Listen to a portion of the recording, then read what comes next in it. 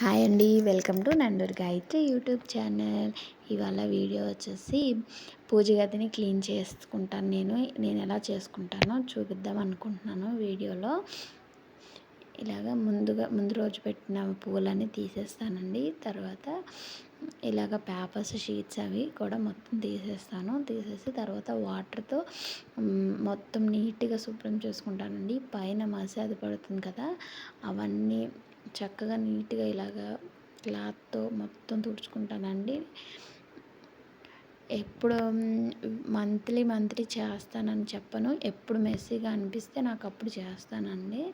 ఇలాగ నీట్గా పసుపు అవన్నీ తుడుచుకుని మళ్ళీ తర్వాత పసుపు బొట్లు కుంకుమ బొట్లు పెట్టుకుంటానండి. వీడియో క్లిప్లో చూపిస్తున్న విధంగా పెట్టుకుంటాను. షీట్ కూడా కొత్తది పేపర్ వేసుకుంటానండి. తర్వాత ఫోటోలన్నిటికీ ఉత్తరజంజం చేసుకుంటానండి. ముందుగా చేసుకొని కొంచెం పక్కన పెట్టుకుంటాను. వీడియోలో చూపిస్తున్న విధంగా గంధం బొట్లు పెట్టుకుని తర్వాత కుంకుమ బొట్లతో అలంకరణ చేసుకుంటానండి. చూస్తున్నారు కదా వీడియోలో, ఈ విధంగా చేసుకుంటాను. తర్వాత ఉత్తరజంజం అలంకరిస్తానండి.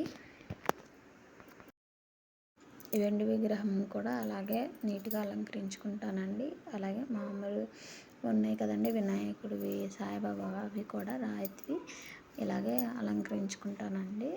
తర్వాత ఇలాగ పూజ గదిలో నీట్గా సర్దుకుంటానండి. నా వీడియో మీకు నచ్చితే లైక్ చేయండి, షేర్ చేయండి, నన్ను సపోర్ట్ చేయండి. Thank you.